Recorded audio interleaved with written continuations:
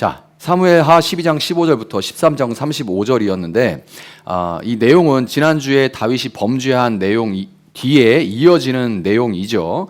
특별히 마음에 제가 탁 와닿는 그 부분이 뭐였냐면 월요일날 큐티의 소제목이었는데 죄는 용서받지만 책임은 남는다라는 제목이었습니다. 딱 그 소제목이 그렇게 돼 있어요. 하시는 분들은 잘 알 거예요. 자, 그런데 책임은 남는다 이 얘기가 뭐냐면 다윗과 밧세바의 불륜으로 태어난 아이가 죽었는데 이 아이의 죽음이 죄로 인해 남겨진 책임이라는 거예요. 줄여서 얘기를 하자면. 자, 그런데 이 아이가 죽은 일, 너무나 가슴 아픈 일이죠. 그런데 우리가 이렇게 생각하면서 성경에 나오는 얘기고, 그러니까 우리가 이렇게 생각하기 쉽습니다. 그냥 아이고 세상에 간음도 모자라가지고 우리아에 대해서 살인 교사까지 저질렀으니까 뭐 이런 일이 일어나도, 이런 안 좋은 일이 일어나도 어쩔 수 없지 이렇게 하면서 그냥 받아들이고 늘 그냥 성경에서 읽다 보면 늘 나오는 얘기니까 그러려니 하고 넘어가는 경향이 있는 것 같아요. 그런데 사실 여러분이 그냥 모르는, 성경에 대해서 모르고 그리고 하나님에 대해서 잘 모르는 사람이라고 생각하고 한번 보세요. 이 얘기를 그냥 들었다고 생각해 보세요. 몇 가지 의아한 것들이 있죠. 왜 다윗이 아니라 아이가 죽습니까? 왜 다윗이 아니라 아이가 죽어요? 이 질문을 그냥 교회 안 다니고 성경 잘 모르는 사람이 여러분에게 왜 애가 죽는데? 이렇게 하고 물었다고 생각해 보세요. 굉장히 당혹스러울 수 있는 질문이죠. 잘못은 다윗이 했는데 아무런 죄가 없는 아이가, 어린 생명이 그 대가를 치러야 되는 거. 이게 왜 그런지 우리도 사실 납득이 잘 안 가게 됩니다. 이게 정말 하나님이, 우리가 믿는 하나님의 공의일까? 이게 정의로운 하나님일까? 이런 생각이 들 수도 있어요. 혹시 하나님은 힘없는 다윗은 살려두고 힘 있는 다윗은 살려두고 힘없는 아이에게 화풀이 하시는 어떤 불공평한 그런 신인가 하는 의구심이 들 수도 있는 것이 사실입니다.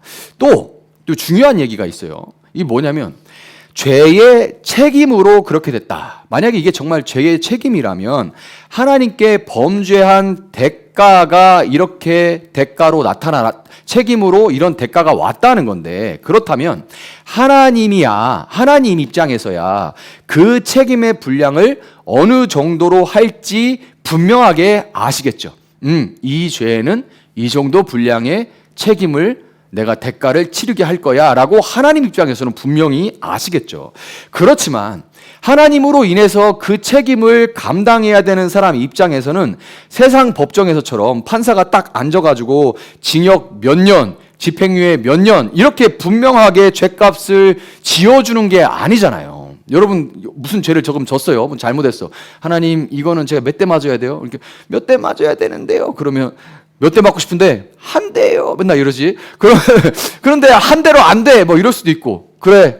한 대도 네가 뉘우쳤으니까 됐어. 이럴 수도 있고 막 이러잖아요. 그런데 이런 얘기를 안 해주시잖아. 우리가 어떻게 알아요? 도대체 책임의 분량이 얼마만큼인지, 기간은 얼마인지 어떻게 알아요? 모르잖아요. 알 방법이 없죠. 이러면 이게 생각보다 큰일입니다. 왜냐하면 살다가 무슨 안 좋은 일이 일어나잖아요. 우리가 연약한 인간인데 살다가 어떤 안 좋은 일들이 일어나요. 그러면 대번에 어떤 생각이 드냐면 이게 다 내가 잘못한 거, 내가 지은 죄 때문에 그 죄에 대한 책임 때문에 그런 거 아닐까 하는 생각이 드는 거예요. 내가 잘못 살아서 그런 거야. 이거 다 대가야. 이렇게 여기게 되는 거죠. 그런데 문제는 언제까지인지 모르잖아.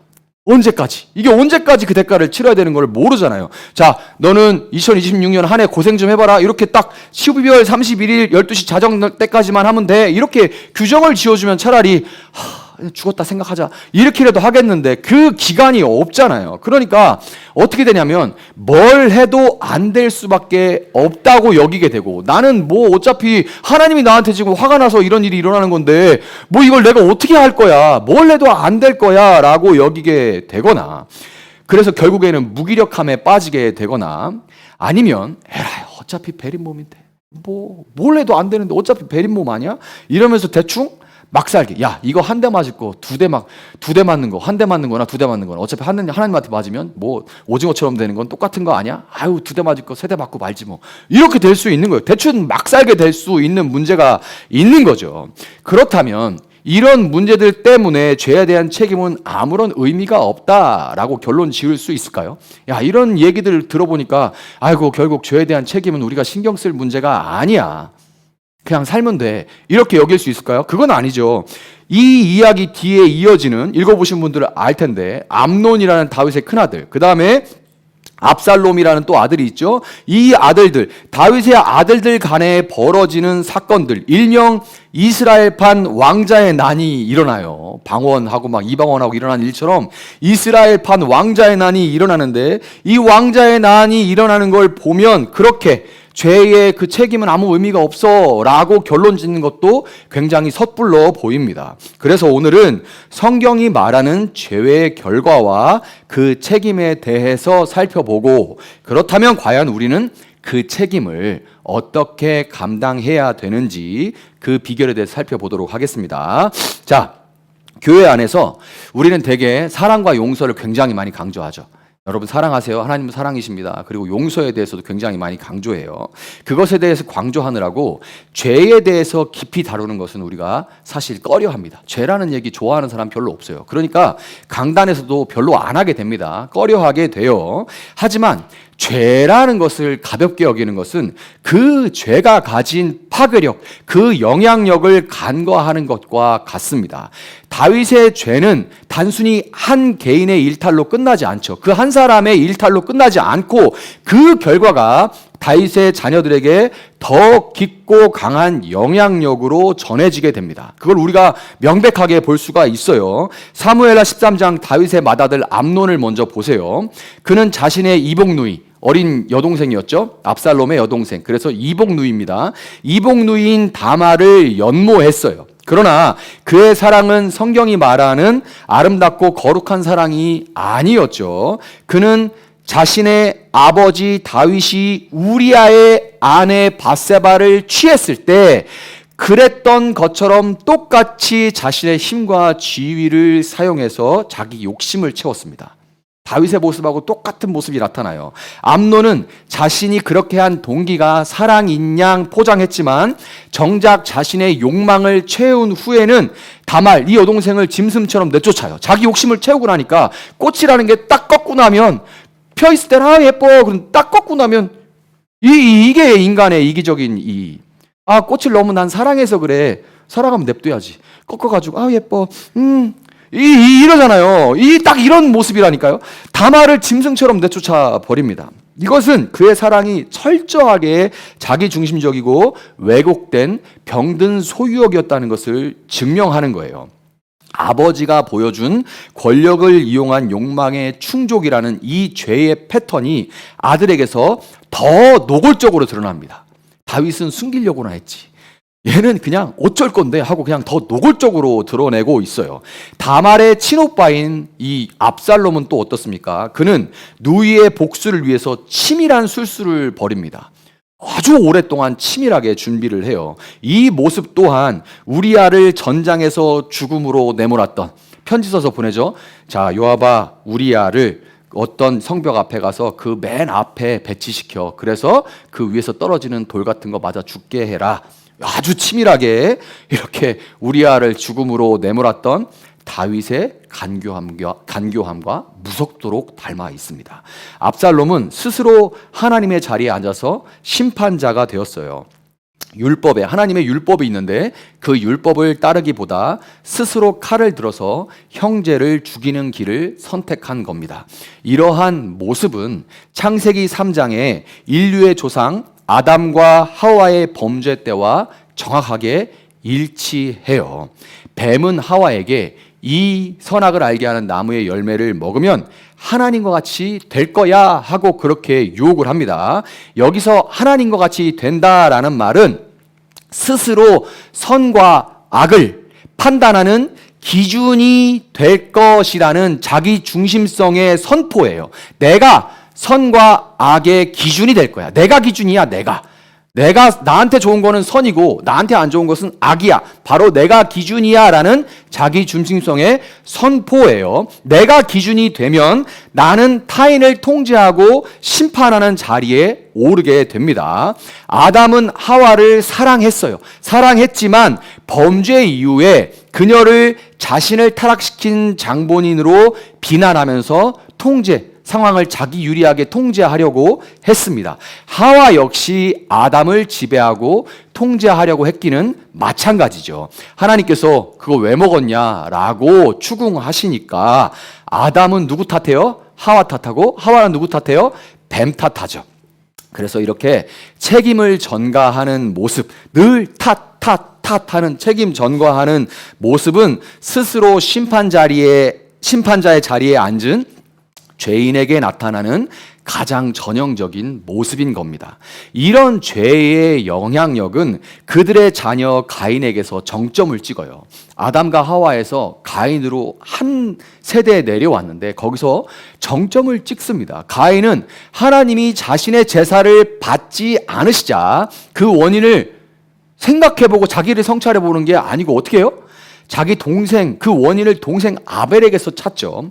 결국 그는 인류 최초의 살인자가 되고 맙니다. 다윗 집안에서 일어난 칼부림은 에덴에서 시작된 죄의 역사가 반복되고 어떻게 사람들 사이에서 심화되어 가는지 그 과정을 보여주는 비극적인 거울인 겁니다. 여러분, 그렇다면 성경이 말하는 죄의 책임인 구체적으로 무엇을 의미할까요? 성경이 죄의 책임이란 이런 것이다, 죄의 결과와 그 책임이란 이런 것이다 라고 보여주는 게 무엇일까요? 사무엘하 12장 10절부터 11절 다시 한번 같이 읽어보겠습니다. 시작.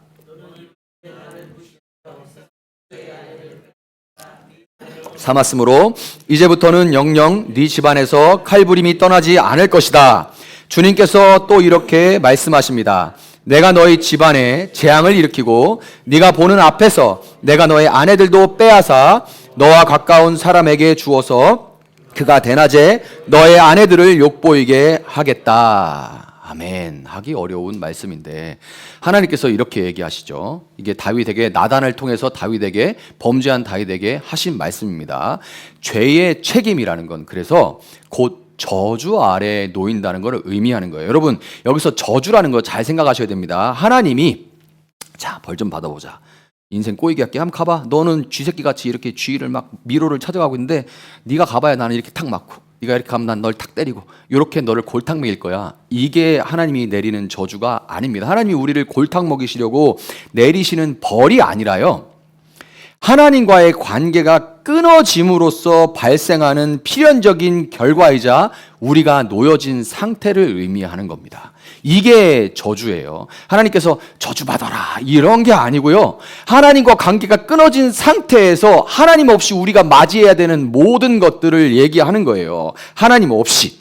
그러니까 하나님과 관계가 끊어지면 우리가 맞이하는 필연적인 결과이자 우리가 놓여진 상태를 의미하는 거예요. 그러니까 우리가 놓여진 상태가 뭐냐면, 첫 번째, 칼부림이 떠나지 않는다라는 건 뭐냐면, 하나님과의 관계가 끊어져서 하나님과의 관계가 안에 있을 때는 내 안이 하나님으로 가득하니까 하나님 법에 따르고 하나님의 법에 따라서 이 평화와 사랑을 만들어가는 그 삶을 내가 살아가는데, 그 관계가 끊어지니까 칼부림이 떠나지 않는 상태에 놓여지게 되는 거예요. 그러니까 공동체의 관계가 끊어져서 그 안에서 소외가 발생하고 생명이 아닌 죽음의 원리가 지배하게 됐다라는 뜻입니다.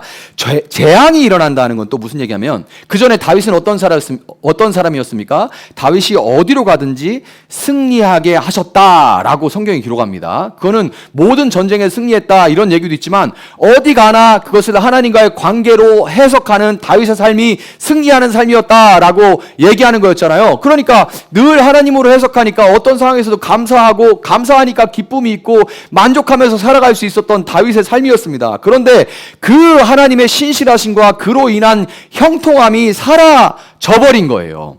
여러분, 하나님과의 관계가 이렇게 깨져버리면 인간은 마치 고아와 같은 존재가 됩니다. 감사할래도 감사할 대상이 없어요. 누구한테 감사해? 이 모든 것들을 베풀어 주신 하나님 감사해요. 여러분, 찬양할 수 있다는 거 특권입니다. 감사할 수 있다는 거 특권이에요. 하나님이 없어요. 누구한테 감사할 건데? 고아와 같은 존재가 돼요. 모든 일의 기쁨과 감사는 다 사라지고 오직 수고로움과 고생, 그리고 생존을 위한 투쟁만 남는 재앙과도 같은 형편과 처지에 던져지게 되는 거예요. 이게 저주 아래 놓인 겁니다. 이것은 창세기 3장 16절 이하에 나오는 노동과 출산의 저주와도 맥락을 같이 합니다.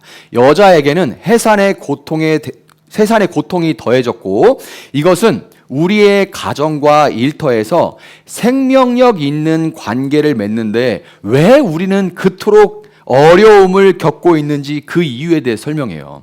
이 모든 인류는 이 범죄 이후에 하나님과 제가 선악의 기준이 되겠습니다, 하나님이 아니라 내가 기준입니다 라고 딱 선포한 이유, 관계가 끊어지고 그렇게 선포한 이유로 여자에게 해산하는 고통이 더해져요. 이거는 생명력 있는 관계를 맺는데 우리가 어려움을 겪는 모든 이유에 대해 설명해 주는 거예요. 왜 이렇게 직장에서 나는 관계가 이렇게 힘들지? 여러분, 모든 문제의 어려움을 보면 대부분 돈 문제 뭐 이런 문제도 있지만 근본적으로 제일 힘든 거, 사람이 바짝바짝 말라가는 제일 큰 문제는 대부분 관계 문제입니다. 근데 관계가 왜 이렇게 어려우냐? 그러면 찾아 올라가면 거기에 있는 거예요. 남자가 경작하는 땅은 가시덤불과 엉겅퀴를 냈습니다. 이것은 풍성함을 잃어버리고 노력한 만큼의 결실을 얻지 못하는 결핍의 구조 속에 인간이 빠지게 됐다는 것을 의미하는 거예요. 이것 역시 저주입니다. 노동의 가치가 낮아지고 자원이 부족하니까 인간 사이에는 구조적인 착취와 갈등이 생겨나게 되는 거예요. 역사 이래로 한 번도 그러지 않은 적이 없어요. 그것을 전에는 왕과 제사장 위에서 놀고 이건 나는 신과 동급이야 라고 해서 그냥 백성들이 그냥 다 받아들이도록 만들었을 뿐이지, 지금은 그걸 못 받아들이고 왜 이러냐라고 따지는 것 뿐이지, 역사 이래로 한 번도 그렇지 않은 적이 없습니다. 언제 우리는 더 분명하게 말할 수 있는 거, 하나님이 아니라 내가 기준이 된 이유로 한 번도 그러지 않은 적이 없습니다. 이것이 바로 죄의 책임 아래 살아가는 모든 인류의 모습인 거예요. 우리가 사회에서 겪는 갈등, 가정에서 겪는 불화, 일터에서 겪는 문제들과 허무함, 이 모든 것들은 죄의 저주라는 뿌리에서 나온 열매들인 겁니다. 다윗 가문에 선고된 칼부림과 재앙, 그리고 에덴 동산에서 쫓겨난 인류의 이런 절망적인 모습을 보면 참으로 정말 절망이라는 말밖에 떠오르지 않죠. 그렇다면 죄에 대한 결과와 그에 따른 책임으로 인해서 우리는 저주 아래에 놓여서 아무런 소망도 없는 절망 속에 기한도 없이 기약도 없이 놓여 있어야만 하는 걸까요? 거기에 우리의 이 질문이 우리에게 나와야 됩니다. 어떻게 해야 됩니까? 어느 때까지입니까? 우리가 도대체 어떻게 해야 됩니까? 이런 우리 절규가 나올 수밖에 없는 거죠. 이런 상황에 대해서 듣다 보면. 자, 창세기 3장 24절에 이런 얘기가 있어요. 하나님께서 에덴 동쪽에 그룹들과 빙빙 도는 불칼을 두어서 생명나무로 가는 길을 막으셨다라고 기록을 해요. 이거를 제가 저기다가 제미나이에다가 넣고서 창세기 3장 24절을 배경으로 이 불칼, 빙빙 도는 불칼하고 이렇게 해서 동영상을 만들어줘. 그랬더니 판타지 영화가 만들어지더라고. 그래서 도무지 여기다 틀을 수가 없었어요. 그래가지고 그거는 그냥 저만 보고 말았는데, 판타지를 만들기 위해서 창세기 3장 24절이 쓰인 게 아닙니다. 이거는 상징적으로 우리에게 뭘 보여주냐면, 죄로 인해서 하나님과 단절된 모든 사람, 관계가 끊어져서 에덴 동산에서 쫓겨나게 되잖아요.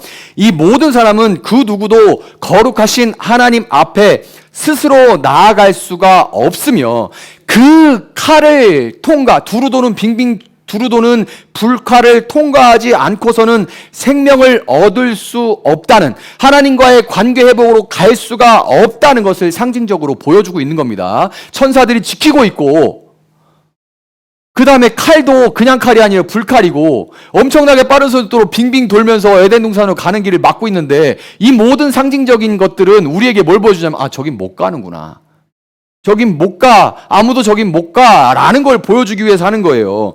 여러분, 우리 앞에 그냥 공장 기계가 막 돌아가고 있다고 생각해 보세요. 날이 막 서 있는데 거기서 엥 하고 어마어마한 큰 기계가 들어가는데 그 길로 가려면 거길 통과해야 돼. 우리 어떻게 돼? 가로 돼요. 그러면 그냥 다 저건 안 되는구나, 이렇게 돌아갈 수밖에 없는 걸 지금 우리에게 보여주는 거죠. 여러분, 여기서 우리는 오늘 본문에서 의아했던 지점, 즉 다윗 대신 아이가 죽은 사건이 단순히 불공평한 처사가 아니라 복음의 전조라는 것을 알 수가 있는 겁니다. 하나님의 공의는 엄중해요. 하나님은 결단코 죄를 그냥 좋은 게 좋은 거지 하면서 넘기지 않습니다. 누군가는 반드시 그 죄의 무게를 감당해야만 하는 거예요. 다윗은 자신의 죄 때문에 죽어가는 아이를 보면서 차라리 내가 죽는 게 낫겠다고 뼈를 깎는 그런 고통을 당했습니다. 다윗이 밥 안 먹고 식음을 전폐하고서 거기에 무릎 꿇고서 뭔 기도했을까요? 여러분이 아버지라고 생각해 보세요. 뭔 기도했어요? 하나님 나를 데려가십시오. 차라리 나를 데려가십시오. 이렇게 기도했을 거예요.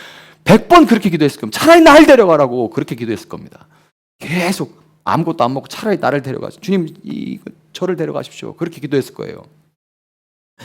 하나님은 아이의 죽음을 통해서 죄의 결과가 얼마나 참혹한지 그리고 그 책임이 얼마나 실제적인지 다윗의 심장에 새기신 것입니다. 다윗이 죽어야 할 자리에 죄 없는 아이가 대신 죽음으로 다윗은 생명을 보존합니다. 이것은 훗날 우리를 위해 나무에 달려서 하나님의 저주를 대신 받으신 예수 그리스도를 미리 보여주는 거예요. 갈라디아 3장 13절 같이 한번 읽어봅시다. 시작. 그리스도께서 우리를 위하여 저주를 받은 사람이 되심으로써 우리를 율법의 저주에서 속량해 주셨습니다. 기록된 바 나무에 달린 자는 모두 저주를 받은 자이다 하였기 때문입니다. 아멘. 우리 모두는 다 저주 아래 놓였다고 제가 말씀을 드렸습니다. 여러분, 예수님이 십자가에서 우리를 대신해서 저주의 불칼을 대신 받으셨습니다. 저주의 불칼을, 빙빙 두루두른 화영검을 예수님이 십자가에서 우리를 위해서 대신 받으셨습니다.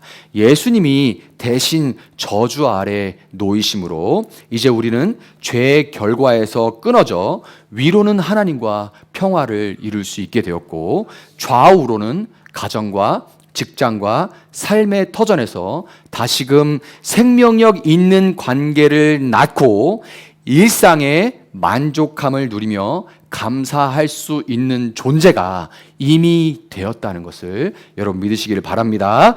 자, 오늘 본문에서 다윗과 바세바 사이에 태어난 둘째 아이가 부각되죠. 그 아이의 이름은 솔로몬입니다. 그런데 다윗은 솔로몬, 샬롬 해가지고 네 이름은 평화다. 한 아이가 죽음으로, 나 대신 죽음으로 하나님과 나 사이에 평화가 이루어졌다. 다윗은 아는 거예요. 다윗은 예수님 이름 몰라요. 그러나 하나님의 지금 그려가시는 큰 그림 속에서 이름을 솔로몬, 샬롬이라고 짓습니다. 이 솔로몬은 아버지가 솔로몬이라고 이름을 주었는데 하나님이 솔로몬 좋네. 그런데 내가 한 가지 이름, 이 아이의 별칭을 하나 더 줄게. 그 이름은 여디디아이다. 이렇게 얘기합니다. 여디디아라는 이름의 의미는 놀랍게도 여호와께 사랑을 받은 자라는 뜻입니다. 사랑을. 하나님께 사랑을 받은 아이라고 얘기를 하는 거예요. 여러분, 하나님의 아들 예수 그리스도의 죽으심으로 우리는 더 이상 열받지만 겨우 참아주는, 겨우 구원받은, barely saved라고 하죠. 겨우 구원. 불 속에서 겨우 끄집어놔가지고 그냥 끝을 넣어가지고 아무것도 막 여기 막 껌댕 묻고 막 그냥 겨우 불 속에서 건져놓은 그냥 천덕꾸러기 의붓자식이 아니라 눈에 넣어도 안 아픈 하나님의 여디디아, 사랑받는 자가 됐다는 걸 믿으시기 바라요. 예수님 때문에 우리는 겨우 의붓자식이 된 게 저걸 데려왔으니 저걸 어떻게, 이게 아니고 눈에 넣어도 안 아픈 사랑받는 자가 됐다는 것을 기억하시기 바랍니다. 하나님의 사랑을 받는 여디디아가 되었는데도 불구하고 죄로 인해서 벌어진 그 상황에 대한 책임은 그럼 오롯이 우리 스스로 감당해야만 할까요? 이게 중요하죠. 그러면 죄의 결과는 예수님이 저주를 대신 감당하셨어. 그런데 이제 책임이 남잖아. 책임은 사랑받는 자야 라고 말만 해주시고 책임은 그냥 오롯이 또 우리가 다 감당해야 될까요? 자, 로마서 8장 28절 같이 한번 읽어봅시다. 큰 소리로 시작. 하나님을 사랑하는 사람들, 곧 하나님의 뜻대로 부르심을 받은 사람들에게는 모든 일이 서로 협력해서 선을 이룬다는 것을 우리는 압니다. 아멘. 여러분, 우리를 여디디아로 여기시는 하나님은 자녀된 우리가 회개하고 돌이킬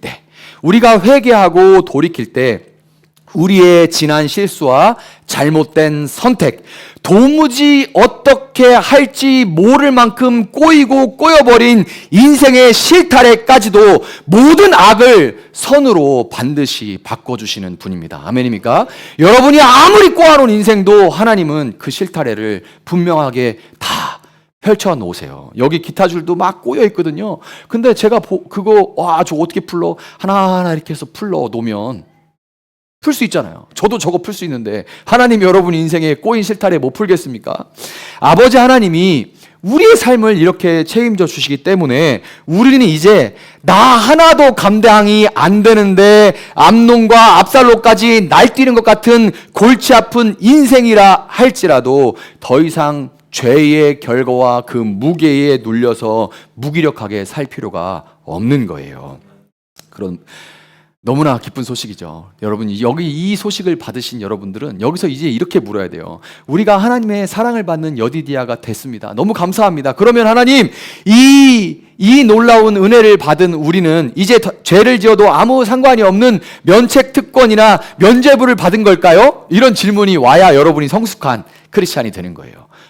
이런 놀라운 은혜를 받았구나. 내가 죄의 결과는 그 저주는 예수님이 끊어주셨고 죄의 책임은 우리가 지어놓은 것들까지도 우리가 회개하고 돌이키면 하나님께서 다 선으로 결국에는 그것이 우리에게 피가 되고 살이 되도록 다 바꿔주시고 이 이용수라는 사람도 지금 예전에 실수하고 잘못한 것들 때문에 지금 이런 모습으로 빚어 오신 거구나. 10년 후에 20년 후에 어떻게 될까? 하나님은 더 선으로 바꿔가시겠지 라고 할 수 있는 존재로 만들어 놓으신 거예요. 지금 일어난 모든 일들, 나한테 일어난 모든 일들은 다 쓸데없는 일은 하나도 없어. 하나님 때문에 이렇게 고백할 수 있는 소망이 있는 겁니다. 자, 그러면 이것이 바로 우리에게 면책특권이나 면죄부가 되는 걸까요? 그렇지는 결코 않죠. 여디디아로서 이제 우리는 책임을 지는 삶을 살아야 됩니다. 책임이 면제된 게 아니라 책임을 지는 삶을 살아야 돼요. 이 책임은 형벌이 두려워서 지는 억지 책임이 아닙니다. 나를 위해 대신 저주를 받아주신 그 큰 사랑에 반응하는 사랑의 책임인 거예요. 책임을 져야 됩니다. 이 얘기를 빼놓으면 그 소위 값싼 은혜로 기독교가 욕먹는 길로 나아가는 거예요. 반드시 책임을 지는데 이 책임은 사랑의 책임이 돼야 되는 겁니다.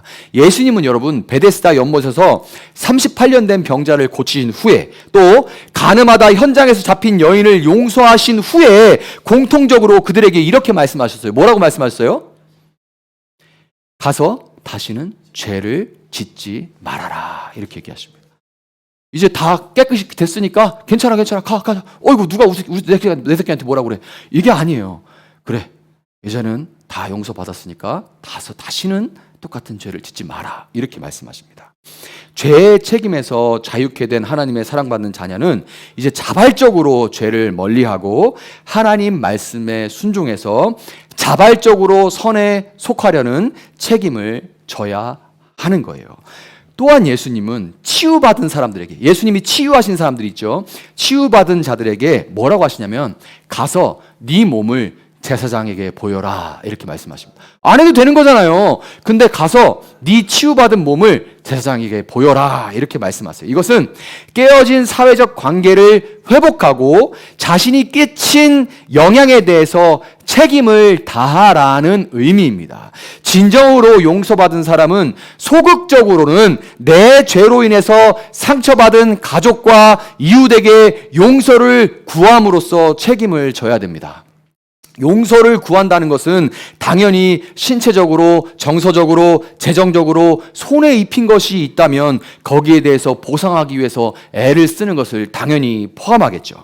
동시에 하나님과의 관계 회복은 소극적을 넘어서 적극적으로는 이웃과 지역 공동체의 평화를 만들기 위한 사회적인 책임, 우리 지난주에 했던 우리 박노영 성도님과 했던 빅토크도 그 중에 포함될 테고요. 그 다음에 뭐 사회적으로 작게는 투표하거나 아니면 사회 봉사를 하거나 지역 활동에 참여하거나 하는 일들, 여기까지 우리가 점점점 범위가 확장돼서 지경이 넓어져서 나아가야 한다. 그것이 진정한 사랑의 책임이라는 것을 여러분 기억하시기 바랍니다. 말씀을 맺도록 하겠습니다. 여러분, 죄의 결과는 무겁고 그 영향력은 우리 자녀와 공동체에 깊은 상처를 남깁니다.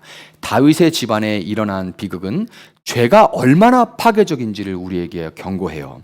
그러나 하나님은 그 저주의 사슬을 끊기 위해서 자신의 아들을 빙빙 도는 불타는 검에 내어 주셨습니다. 이제 우리는 저주받은 죄인이 아니라 하나님의 사랑을 받는 여디디아가 되었어요. 하나님은 우리의 무너진 삶을 책임져 주시고 모든 악을 변하여 선이 되게 해 주실 것입니다. 그러므로 여러분, 과거의 죄책감에 사로잡혀서 낭망하시지 마시길 바라요. 여러분의 이 지금 삶의 모습을 나의 지금 이런 잘못 때문에 내가 여전히 이렇게 벌받고 있구나라고 더 이상 여기지 마세요. 그 모든 것들은 다 끊어졌습니다. 어차피 내 인생 안 되라고 여러분 포기하지 마시길 바랍니다. 대신에 그 큰 사랑에 힘입어 오늘 나에게 주어진 삶의 자리를 책임지고 나로 인해 상처받은 사람이 있다면 돌아보면서 평화를 만드는 자로 살아가시기를 바랍니다. 말씀을 주야로 묵상하면서 하나님의 선하신 뜻에 자발적으로 순종하는 삶을 살아갈 때 가정과 일터에 드리워진 죄의 그림자가 걷히는 놀라운 그 은혜를 풍성하게 경험하고 세상 속에 그 하나님의 사랑과 은혜를 증명하며 살아가는 여러분 될 수 있기를 예수님의 이름으로 축복합니다.